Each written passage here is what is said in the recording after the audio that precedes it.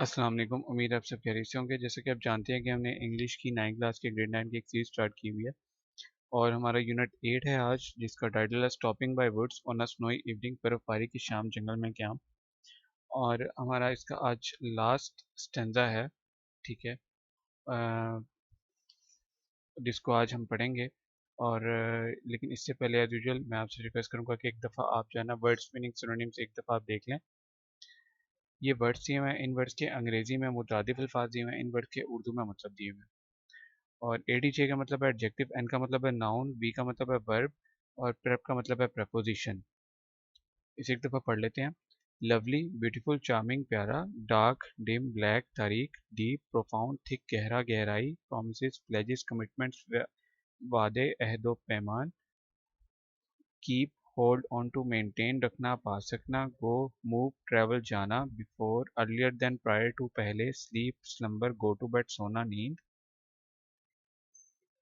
ठीक है, इसके बाद हम इसकी एक दफ़ा ट्रांसलेट कर लेते हैं। The woods are lovely, dark and deep. जंगल खूबसूरत, तारीक और गहरा है। But I have promises to keep, लेकिन मुझे वादे निभाने हैं। And miles to go before I sleep, और सोने से पहले मीलों मुसाफत तय करनी है। And miles to go before I sleep, और सोने से पहले मीलों मुसाफत तय करनी है। अच्छा, जो शेर होते हैं वो तो आपको पता है दो मिसरों पे मुश्तमिल होते हैं। लेकिन जो स्टेंजा होता है, जो जिसको उर्दू में बंद बोला जाता है, ये या तो ये दो से ज़्यादा पे मुश्तमिल होता है। ठीक है, दो जो होते हैं उसको शेर बोलते हैं, और जो दो से ज़्यादा होते हैं उन्हें स्टेंजा बोलते हैं, बंद बोलते हैं। उर्दू में बंद, इंग्लिश में स्टेंजा। ठीक है। अच्छा, ये तो मैं आपको बताना मेरे जहन से निकल गया कि हमने टाइम स्टैम्प सेट कर दिए हैं वीडियो के डिस्क्रिप्शन में, वीडियो के कमेंट सेक्शन में, और वीडियो के बॉटम में भी शो होंगे। आप डायरेक्टली जंप कर सकते हैं। ये जी रॉबर्ट फ्रॉस्ट साहब की एक इमेजिनरी एक तस्वीर हमने ली है। ठीक है, जाहिर है वो नहीं है। ठीक है, तो अच्छा, रेफरेंस पढ़ लेते हैं। These lines have been taken from the poem Stopping by Woods on a Snowy Evening written by Robert Frost।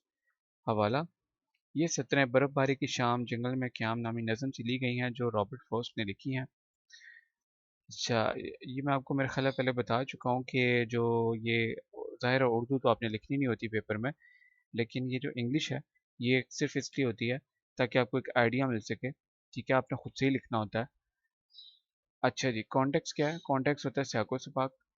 क्या है इसमें? In this poem the poet describes the attractive and beautiful nature. इस नज़म में शायद पुरकशिश और खूबसूरत फितरत को बयान करता है। He also hints at the need to carry on with the daily fares of life. वो ज़िंदगी के रोज़मर्रा के मामलात को जारी रखने की ज़रूरत की तरफ भी इशारा करता है। The world of fantasy is very inviting. तसव्वुरात की दुनिया बहुत दिलकश है। But one must maintain balance between the world of reality and imagination. लेकिन इंसान को हकीकत और तख़य्युल की दुनिया के दरमियान तवाज़ुन बरकरार रखना चाहिए। पैराफ्रेज क्या कहता है? तावील, the woods are lovely, dark and deep. जंगल खूबसूरत, तारीक और गहरा है। But I can not stop there for a long time, लेकिन मैं वहाँ ज़्यादा देर नहीं रुक सकता। I have to do many things, मुझे बहुत से काम करने हैं। I have to travel I have to travel long distance before I reach my home and take rest. मुझे अपने घर पहुंचने और आराम करने से पहले लंबा सफ़र तय करना है। एक्सप्लेनेशन में क्या है, तशरीह क्या कहती है? The poet says that the woods are lovely, dark and deep, but he has many things to do. शायर कहता है कि जंगल खूबसूरत, तारीक और गहरा है, लेकिन इसे बहुत से काम करने हैं। He has to fulfil his promises, इसे अपने वादे पूरे करने हैं। He has to travel a long distance before he reaches his destination and take rest. इसे अपनी मंजिल पर पहुंचने और आराम करने से पहले एक लंबा सफ़र तय करना है। He reminds himself that he must not remain there. वो खुद को याद दिलाता है कि इसे वहाँ नहीं रहना चाहिए। For he for he has promises to keep and a long journey ahead of him। क्योंकि इसे वादे पूरे करने हैं और इसके सामने एक लंबा सफ़र है। ठीक है जी। इसे वादे पूरे करने हैं। ठीक है जी। ये है जी हमारी एक्सप्लेनेशन, कॉन्टेक्स्ट, पैराफ्रेज और रेफरेंस। ठीक है। तो और ट्रांसलेशन भी हो चुकी है। बाकी आप जानते हैं कि सिनोनिम्स हमें एमसीक्यूज़ में आते हैं। और आप ये सोच के ना याद करें कि आपने पेपर्स का देना है तो पास होने के लिए। लेकिन ये आपको बताऊँ, आपकी ये डेली वर्ड्स में भी, आपके डेली जो रोज़मर्रा की अल्फाज आप इस्तेमाल करते हैं, उर्दू बोलते हैं, उर्दू में आपके इंग्लिश के अल्फाज भी इस्तेमाल कर सकते हैं और आपके बड़े काम आएंगे ये लाइफ में, अगर आप इन्हें अच्छे से याद करते हैं और इन्हें ठीक है। और इन्हें अच्छे, अब देखें ना, सारे आसान आसान इजी इजी वर्ड्स हैं और मीनिंग्स भी आपको आने चाहिए। ठीक है। और आपकी आगे आने वाली लाइफ में काम आएंगे। क्या पता आप लोगों का कौन सी यूनिवर्सिटी में आप दाखिला लेते हैं और आपका बाहर का चक्कर लगता है, कोई किसी लाइफ में क्या लिखा हुआ है, हर बंदा अपनी अपनी किस्मत में है।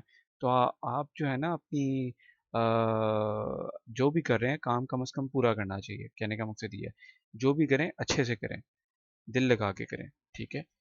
तो आज का हमारा ये चैप्टर ख़त्म होता है, उसकी समरी रह जाती है। तो समरी भी कर लेंगे इसकी। ठीक है।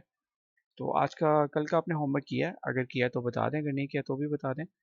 और आज का होमवर्क आपका ये, आपने मीनिंग्स और सिनोनिम्स याद करने हैं, उसके बाद आपने ज़बानी ट्रांसलेशन करनी है, फिर एक दफ़ा उसकी ट्रांसलेशन लिखनी है ज़बानी, मतलब टेक्स्ट देख के, फिर एक दफ़ा उसको चेक करना, सेक्स निकालनी है, फिर एक दफ़ा और आपने उसकी ट्रांसलेशन लिखनी है, फिर इंशाल्लाह आपको भूलेगा नहीं।